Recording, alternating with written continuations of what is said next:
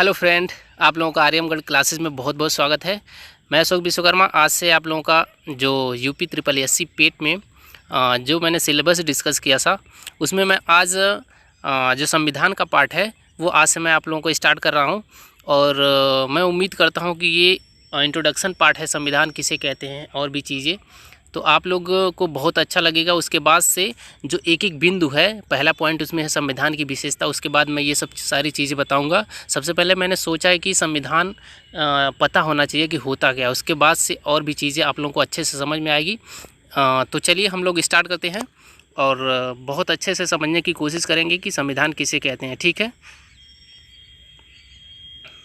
तो देखिए हम लोग का जो सिलेबस है भारतीय संविधान का यूपी ट्रिपल एससी पेट में, तो इसमें दो चीज़ें इंक्लूड किया है, भारतीय संविधान एवं लोक प्रशासन, Indian constitution and public administration. तो हम लोग जानने की कोशिश करेंगे संविधान किसे कहते हैं। ठीक है, तो सबसे पहले हम लोग जानेंगे कि संविधान किसे कहते हैं। तो संविधान आप लोग बहुत सुनते होंगे कि संविधान पढ़ना है, ये वो सारी चीज़ें।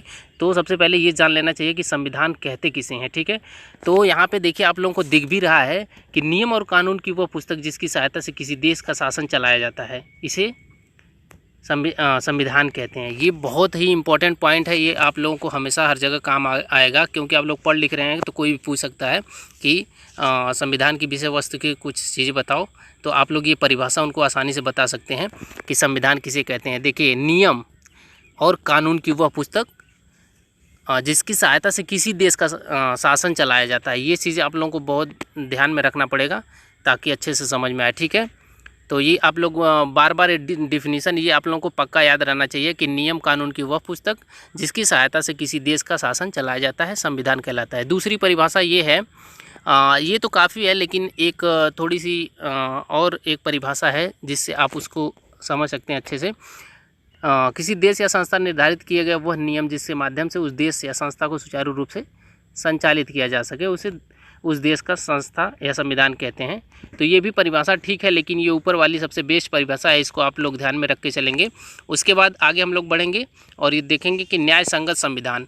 ठीक है, और ये संविधान तो बनता है, लेकिन हर संविधान ज़रूरी नहीं है कि सब संविधान न्याय संगत ही हो।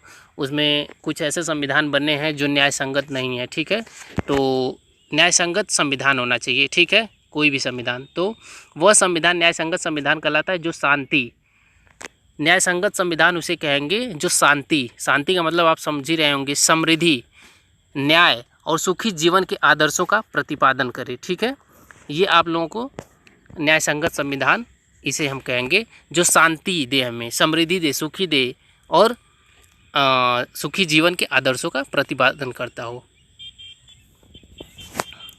चलिए आगे बढ़ते हैं। उसके बाद हम लोग देखेंगे कि संविधान तो है, लेकिन संविधान प्रभावी होना चाहिए। ठीक है, तो प्रभावी संविधान किसे कहते हैं, देखिए आगे हम लोग देखते हैं प्रभावी संविधान किसे कहते हैं। कि संविधान के प्रभावी होने की कसौटी यह है कि वह केवल कागज़ों पर मौजूद है। ये कह रहे हैं कि वो संविधान ऐसा होना चाहिए कि केवल कागज़ों पर ना हो, केवल कागज़ों पे मौजूद ना हो, बल्कि शासक द्वारा उन्हें ज़मीनी स्तर पर साकार करे। ये नहीं होना चाहिए कि बस कोई दस्तावेज़, कोई कानून लिख दिया जाए, उसको पालन न किया जाए, ऐसा नहीं होना चाहिए। ये प्रभावी संविधान का गुण नहीं है। ठीक है, ऐसे संविधान को प्रभावी संविधान कहते हैं जो कागज़ों पे ना हो, बल्कि उसे किसी भी शासन या शासक द्वारा सुचारू रूप से चलाया जाए। उसके बाद हम लोग आगे देखेंगे कि संविधान समाज को क्या देता है। ये तो हम लोग को पता चल गया कि संविधान क्या है, प्रभावी संविधान क्या है। उसके बाद हम लोग देख रहे हैं संविधान समाज को क्या देता है, जो हमारी सोसाइटी है उसको संविधान क्या देता है। ठीक है, तो संविधान समाज को बुनियादी नियम देता है और बुनियादी पहचान देता है। संविधान ही हम लोगों को एक पहचान देता है और एक बुनियादी नियम देता है, जिससे उस सोसाइटी, उस समाज के लोग सुचारू रूप से सही ढंग से अराजकता में न फैले, सांप्रदायिकता का माहौल न पैदा हो। इस एक समाज अच्छे सुचारू रूप से चल सके, इसलिए हम एक समाज में एक नियम कानून की कुछ व्यवस्थाएं होती हैं। ठीक है, वही हम लोगों को बता रहा है, संविधान समाज को ये चीज़ें देता है। उसके बाद दूसरे पॉइंट में कह रहे हैं किसी भी समाज में विभिन्न तरह के लोग रहते हैं। यही बात आ गई कि एक समाज में अलग अलग तरीके के लोग रहते हैं, उनकी अलग अलग इच्छाएं, आकांक्षाएं, हित व्यवहार, अलग अलग व्यवहार होते हैं। कोई झगड़ालू किस्म का इंसान होता है, कोई शांत व्यवहार का इंसान होता है। तो सबको हमें एक सुई के धागों में पिरोए रखने के लिए, सबको एक समान रखने के लिए हमें एक कानून या कोई नियम रखना पड़ता है, जिससे उस लोगों को अच्छे से उनका पालन कराया जाए सबको, ताकि सब लोग एक समानता का अपने आप में अनुभव करें। ठीक है। और एक दूसरे लोग जो सभी व्यक्ति अलग अलग प्रकार के व्यक्ति हैं, उसमें आपस में किसी भी व्यक्ति के व्यवहार समाज से अन्य लोगों को सही ना लगे। कोई ज़रूरी नहीं है कि हम कुछ और बोल रहे हैं, आप कुछ और बोल रहे हैं, तो ऐसा नहीं चलता है। सब लोगों को एक समानता के हिसाब से, इसीलिए संविधान में बहुत सारे ऐसे नियम बनाए जाते हैं ताकि सभी का पालन सभी लोग करें और एक देश की व्यवस्था जो सुचारू रूप से चल सके। ठीक है। उसके आगे हम लोग देखेंगे कि संविधान आने वाली पीढ़ियों के लिए उद्देश्य प्रदान करता है। संविधान एक उद्देश्य प्रदान करता है कि आने वाली जो पीढ़ियां इसी के अनुसार चलाई जाएंगी, अन्यथा की स्थिति में बहुत सारी दिक्कतों का सामना करना पड़ सकता है। ठीक है। और संविधान समाज को एक दृष्टि प्रदान करता है। अगर मान लीजिए आपके पास कोई ऐसा नियम कानून, आप फैमिली अपने ले लीजिए, तो आप लोगों के पास कुछ ऐसा, आपके बुजुर्ग कुछ ऐसी चीज़ें मतलब समझा के बुझा के जाते हैं आप लोगों को, ताकि आप लोग उसी के अकॉर्डिंग चलते हो। उनकी गलत चीज़ें बताते हैं कि ये चीज़ गलत है, ये सही है, तो उनके रास्ते पे चलते हैं। वही चीज़ कह रहा हमें एक दृष्टि प्रदान करता है संविधान समाज को। ठीक है। उसके बाद आगे चलते हैं हम लोग। हमें संविधान क्यों आवश्यक है? सबसे इम्पोर्टेंट क्वेश्चन है, हमें संविधान की ज़रूरत ही क्यों है? ठीक है। तो हम लोग जानेंगे हमें संविधान की ज़रूरत क्यों है। हमें संविधान की ज़रूरत निम्न कारणों से है। ठीक है।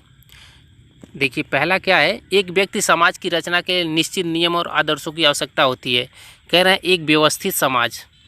व्यवस्थित समाज का मतलब समझ रहे हैं कि जहाँ पे सब लोग आपस में भाईचारे की भावना हो, जहाँ पे सब लोग मिलजुल के रहते हों, वहाँ पे व्यवस्थित समाज की संकल्पना दी जाती है। और कह रहे हैं निश्चित नियम आदर्शों की आवश्यकता होती है। ठीक है। हमें संविधान क्यों आवश्यक है? इसलिए कि एक व्यवस्थित समाज हो सके, एक निश्चित नियम का पालन हो सके, एक निश्चित आदर्श हो, इसलिए हमें संविधान की आवश्यकता होती है। ठीक है। और कह रहे हैं दूसरे पॉइंट में, संविधान इन्हीं व्यवस्था और न्यायपूर्ण, कह रहे हैं संविधान इन्हीं व्यवस्था और न्यायपूर्ण समाज रचना के विषय के निर्णय लेने की प्रक्रिया है। कह रहे हैं कि संविधान इन्हीं व्यवस्था, ठीक है, और न्यायपूर्ण समाज की रचना के लिए निर्णय लेने की प्रक्रिया के महत्वपूर्ण भूमिका निभाता है। ठीक है। समझ में आ गया होगा, मैं जहाँ तक समझता हूँ आप लोगों को। और तीसरे पॉइंट पे हम लोग चलते हैं कि संविधान शासन के प्रकार, शासन के विभिन्न अंगों, प्रयुक्त की जाने वाली शक्तियों का निर्धारण करता है। कह रहे हैं कि संविधान जो हमारा शासन चलाया, शासन के प्रकार हैं, शासन के विभिन्न जो अंग हैं, उसमें प्रयुक्त की जाने वाली शक्तियों का वो निर्धारण करता है कि किसके पास कितनी शक्तियाँ होगी और कौन शासक वर्ग होगा, कौन, ये चीज़ें। जैसे कि हम लोगों का लोकतंत्र है हमारे कंट्री में, तो लोकतांत्रिक शासन है, तो उसमें जनता के प्रतिनिधि होते हैं। वही चीज़ बता रहा है कि हाँ, कि किसके पास क्या होगा। ठीक है। तो ये चीज़ है। उसके बाद आगे हम लोग चलते हैं तीसरे पॉइंट पे कि संविधान शासन के प्रकार विभिन्न अंगों प्रयुक्त की जाने शक्तियों का निर्धारण करता है और उनके बीच सामंजस्य। और ये भी चीज़ कह रहा है इसी में कि सामंजस्य, आपस में सामंजस्य बना के सामंजस्य स्थापित करने का कोशिश करता है संविधान। ठीक है। जैसे कि आप मान लीजिए कि न्यायपालिका कार्यपालिका है, दोनों का आपस में कोऑर्डिनेशन है, दोनों एक दूसरे से बंधे हुए हैं। कोई ये नहीं है कि वो अपने मनमानी करे, वो अपने मनमानी करे, ऐसा नहीं हो सकता है। ठीक है। इसीलिए हमें संविधान की आवश्यकता होती है। अब चौथा पॉइंट कह रहा है, संविधान शासन की शक्तियों को सीमित करता है। जो संविधान है जिससे शासन चलाया जाता है, उनकी शक्तियों को सीमित करता है। ये नहीं है कि किसी को राजा बना दिया जाए कि तो वो अपने मनमानी करने लग जाए। इसीलिए संविधान बनाया गया है ताकि उसके अकॉर्डिंग ही जो भी शासक वर्ग है वो उसके अकॉर्डिंग ही चलेगा। और शासन के निरंकुश शक्तियों की मनमानी को नियंत्रित करता है। जो निरंकुश शक्तियाँ हैं, यही मान लीजिए कि कोई, मान लीजिए मुख्यमंत्री हो गया, वो अपने मनमानी कर रहा है, संविधान को फॉलो नहीं कर रहा है, तो ये सब नहीं चल सकता है। ठीक है, इसी के लिए संविधान की आवश्यकता होती है। संविधान समाज का एक आईना होता है। बहुत बड़ी बात कह रहा है कि एक आईने की तरह हमें ये दिखाता है कि हमें क्या चीज़ें करनी चाहिए, क्या गलत क्या सही। यह समाज की बुनियादी लक्ष्यों और आदर्शों को दर्शाता है। जो हमारे बुनियादी लक्ष्य हैं, जो हमारे बुनियादी आदर्श हैं, उसको संविधान दर्शाता है। संविधान नागरिकों के अधिकारों को स्पष्ट करता है। ये बहुत इम्पोर्टेंट बात है कि संविधान जो है नागरिकों के अधिकारों को स्पष्ट करता है कि हमारे अधिकार क्या हैं। ठीक है, अब हमारा संविधान अगर नहीं होता तो क्या हम लोगों को वो सारी चीज़ें मिल पाती, जैसे हम कहीं पे घूम फिर सकते, कहीं पे रह सकते, कहीं पे कुछ भी करने की हमें आज़ादी है। क्या अगर जहाँ पे संविधान नहीं है वहाँ पे कोई और शासक वर्ग है, राजा मान लीजिए है, राजतंत्र शासन है, क्या वहाँ पे ऐसी आज़ादी मिल सकती? नहीं मिल सकती है। इसीलिए संविधान की आवश्यकता होती है। ठीक है, चलिए उसके आगे हम लोग देखते हैं कि संविधान के कार्य क्या होते हैं। ठीक है, संविधान तो हो गया, अब उसके कार्य कौन कौन से होते हैं। संविधान का पहला काम यह है कि बुनियादी नियम, ठीक है, बुनियादी नियमों का ऐसा समूह उपलब्ध कराता है जिससे समाज के सदस्यों में न्यूनतम समन्वय का विश्वास बना रहे। एक मान लीजिए कि कोई अगर हम लोग ऐसा कोई नियम कानून नहीं होता हम लोग के पास, तो अपने मनमानी घर जाने जो मर्जी करना होता सब लोग करते। इसलिए संविधान का ये कार्य होता है कि वो हमें एक नियम प्रदान करे जिससे जो समाज में लोग रह रहे हैं, जितने भी लोग हैं, वो आपस में एक समन्वय का मतलब समझ रहे होंगे। ठीक है, और विश्वास बना रहे, लोगों का आपस में विश्वास बना रहे। ठीक है, आपस में लड़ाई झगड़ाएँ ना हो, आपस में अराजक तत्व न हो। ठीक है, ये सब सारी चीज़ें हैं, ये संविधान का कार्य होता है। और कह रहा है समाज का दूसरा काम यह स्पष्ट करना है। ठीक है, दूसरा काम संविधान का क्या है कि निर्णय लेने की शक्ति किसके पास होगी।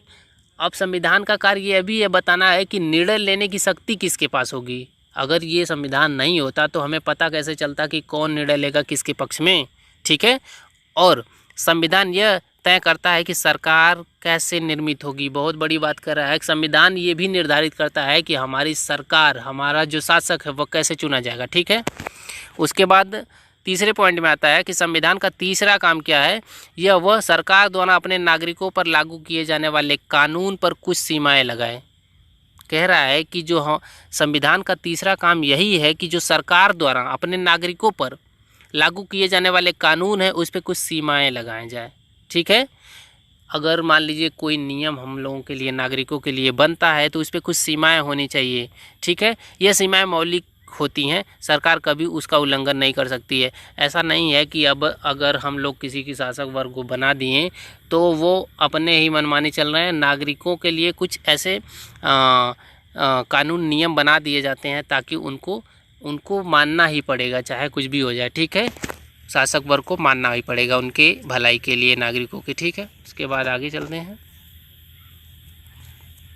ठीक है, और संविधान का चौथा काम क्या होता है, ठीक है, कि वह सरकार की ऐसी क्षमता प्रदान करे। ठीक है, कह रहा है संविधान का चौथा काम यह है कि वह सरकार को ऐसी क्षमता प्रदान करे जिससे वह जनता की आकांक्षाओं को पूरा कर सके। चौथा काम ये है संविधान का कि सरकार जो हमारी बनेगी ऐसी शक्ति, मान लीजिए अब संविधान बना दिया गया, कोई शासक वर्ग चुन लिया, उसे कुछ पावर ना हो तो वो कैसे काम करेगा। ठीक है, तो उसको एक क्षमता प्रदान करता है जिससे जो हमारे नागरिक हैं, जो लोग हैं, किसी भी कंट्री के लोग हों जहाँ पे संविधान होता हो, उनको मान लीजिए कि हमें उनकी सेवा करने के लिए अवसर दिया गया, हम शासक वर्ग हैं, तो उनसे जो भी चीज़ें हमें इकट्ठी होती है रेवेन्यू के चाहे किसी भी रूप में, तो उन्हीं के लिए हमें काम करने की जो शासक वर्ग है उनको चुना जाता है। ठीक है, ताकि सभी लोगों को समानता से देखा जा सके और एक न्यायपूर्ण समाज की स्थापना के लिए उचित योजनाओं का निर्माण कर सके। और योजनाएं बनाई जाती हैं ताकि जो हमारा न्यायपूर्ण समाज का मतलब ये होता है कि जहाँ पे गरीब अमीर हर प्रकार के लोग रहते हैं उनमें समानता लाने की कोशिश की जाए। ठीक है, एक सफल संविधान की पहचान। अब आ गया कि ठीक है संविधान बन गया, हर चीज़ें हो गई, अब एक सफल संविधान की क्या क्राइटेरिया होनी चाहिए, किसे कहेंगे कि ये सफल संविधान है। एक सफल संविधान की पहचान निम्नलिखित है। यह वैध लोगों द्वारा बनाया गया, ऐसा ना हो कि चोर चंडाल कोई भी संविधान कुछ भी लिख के चला जाए वही मान्यता हो। एक वैध, जो एक शिक्षित वर्ग है, एक मान्यता प्राप्त लोग हैं, जिनको कुछ लोगों के द्वारा जो पढ़े लिखे लोग उनके द्वारा चुना गया हो, वो बनाया हो, उसको मान्यता मिली हो उन लोगों को, तो वो एक वैध लोगों द्वारा बनाया गया हो। दूसरा, समाज के सभी वर्गों का संविधान द्वारा सुरक्षा प्रदान की गई हो। ऐसा नहीं है कि किसी एक विशेष वर्ग को बस सुरक्षा दे दी गई हो और बाकी सब वर्गों पर जुल्म किया जा रहा है, ऐसा नहीं, ऐसा सफल संविधान कभी हो ही नहीं सकता। ठीक है, तो 2 चीज़ वेस्ट मीटर हो गए। तीसरा क्या है कि शक्तियों का बंटवारा उचित और संतुलित तरीके से किया गया हो। जो शक्तियों का बंटवारा है वो एक संतुलित तरीके से होना चाहिए, न कि असंतुलित तरीके से हो, जिससे बहुत अराजक स्थिति पैदा हो सकती है। ठीक है, चौथा पॉइंट है संविधान सभी वर्गों के लिए न्याय आदर्श रूप स्थापित करता है। जो संविधान है सभी वर्गों के लिए एक समान न्याय की उपासना करता है। जैसे आप कोई जुर्म कर रहे हैं, चाहे आप किसी भी वर्ग के हैं, तो सबके लिए जो कानून है वही फॉलो होगा। ये नहीं है कि आप मर्डर कर दिए तो आपको छोड़ दिया जाए, आप दूसरे बड़े ऊंचे कुल के हैं, आप क्षत्रिय हैं तो आपको छोड़ दिया जाएगा, हम मान लीजिए कि नीचे SC कास्ट के हैं तो हमको जेल डाल दिया। ऐसा नहीं है, सबके लिए एक समान न्याय की स्थापना की कोशिश करता है एक सफल संविधान। ठीक है, और 5वां पॉइंट जो भी पॉइंट है, संविधान के सभी प्रावधान पर आम सहमति हो।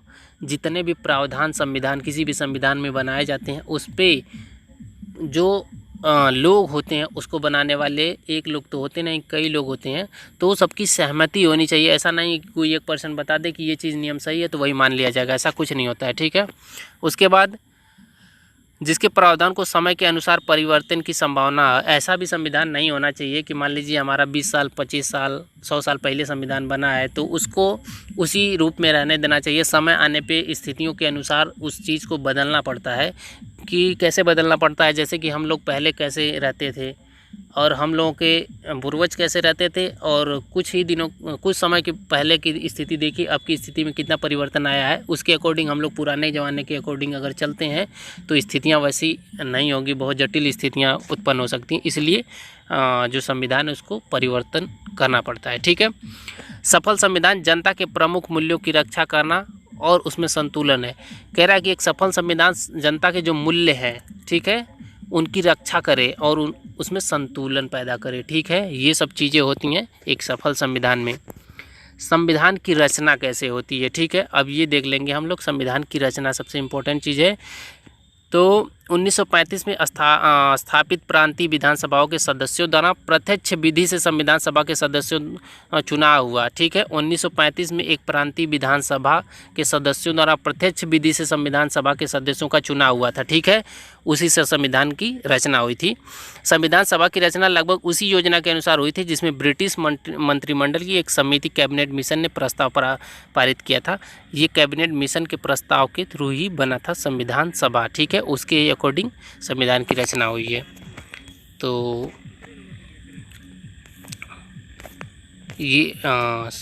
ये हो गया आपका संविधान। एक इंट्रोडक्टरी इंट्रोडक्शन पार्ट था जिसमें आप लोगों को मैं कोशिश किया हूँ कि बहुत अच्छे से इंट्रोडक्शन संविधान का समझ में आ जाए।